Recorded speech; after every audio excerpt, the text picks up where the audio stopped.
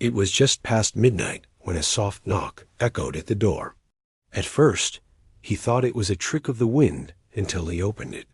Standing there was a figure no taller than a child, eyes glimmering like fractured stars, her voice barely above a whisper. "Please, I need something to survive." What followed wasn't the kind of first contact story governments prepare for. It was personal, human, and strangely, it began with a smile and the promise, "I'll fold your laundry." Before we dive deeper into this midnight encounter, do me a quick favor. If you love stories where humanity meets the unexpected and sometimes proves itself greater than we realize, hit that like button. Subscribe for more captivating human meets alien tales, and share this one with someone who stay up all night just to know what happened next. All right, let's begin. It was one of those nights when silence feels heavy.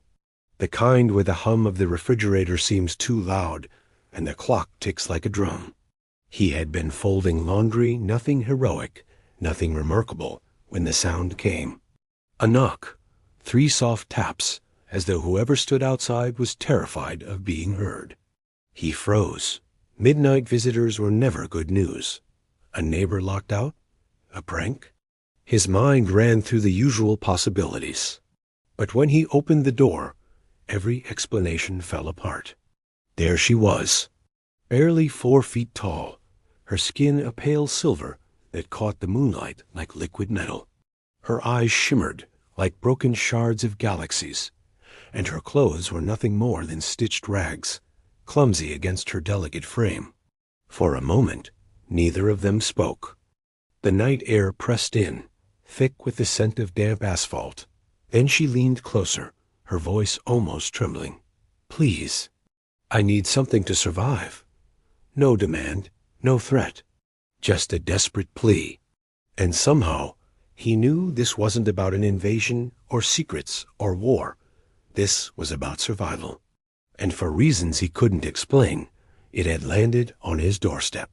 He should have slammed the door.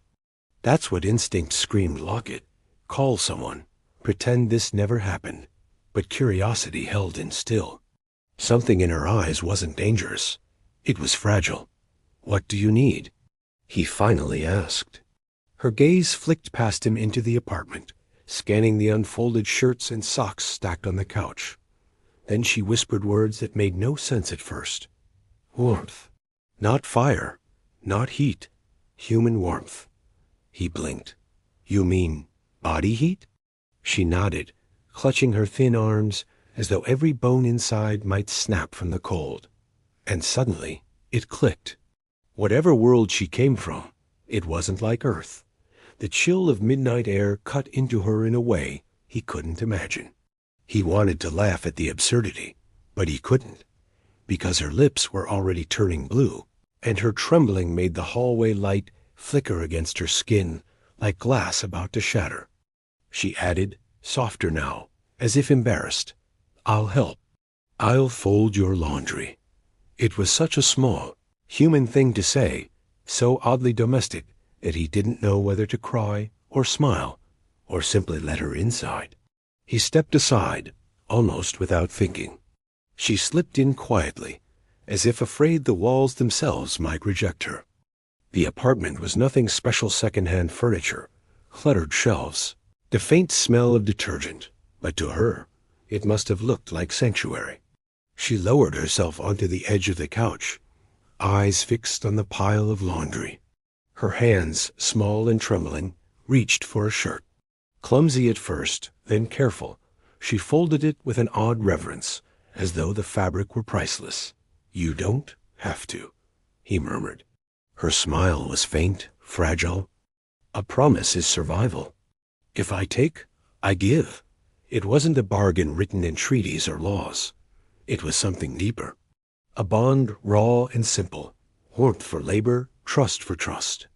The absurdity of it struck him, saving an alien life, and in return, neatly pressed shirts. But then he realized it wasn't the laundry. It was her way of showing she wasn't here to steal, or trick, or conquer. She was offering the only currency she had: effort, respect, gratitude. And in that strange exchange, the air shifted. The apartment no longer felt like his alone. It was shared ground. As the hours stretched, the apartment grew warmer, not just from the heater, but from something else. She sat close, not touching, but near enough that he felt the tremor of her shiver's ease. Every so often, she'd glance at him, as if checking to see if he regretted letting her in. He never said a word. Instead, he asked questions. Where had she come from? Why here? Why him? Her answers were scattered, like puzzle pieces. A planet where warmth was abundant, where bodies glowed faintly under their suns. A collapse, a flight through cold space, a landing in a city where no one noticed her, until him.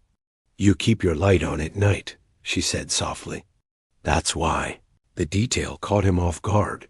Something so small a lamp, left burning for comfort, had become her beacon of survival. In return, she folded. T-shirts, jeans, socks, her fingers moving with quiet purpose. He watched, almost in disbelief, as this strange being treated his everyday mess like sacred duty. Somewhere between the folds and the silences, fear melted. She wasn't just an alien anymore. She was a neighbor, a companion in the dark. And that night, they built a bond neither expected. By dawn, the city outside was already stirring.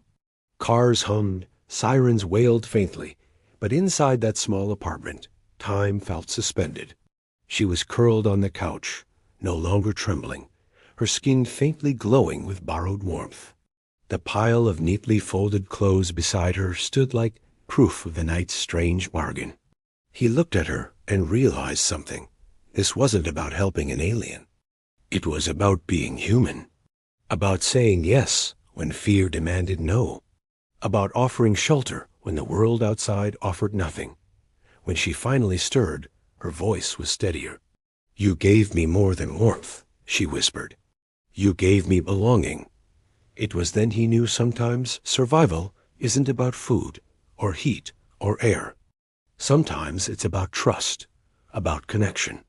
And on that night, humanity answered not with weapons or walls, but with something far simpler, kindness. She left before the sun rose too high, vanishing into the morning streets. But the imprint of her presence remained, not in the glow of her skin or the whisper of her voice, but in the reminder that sometimes the smallest neighbor carries the biggest truth. So what do you think? Was this a story about aliens? Or was it really about us?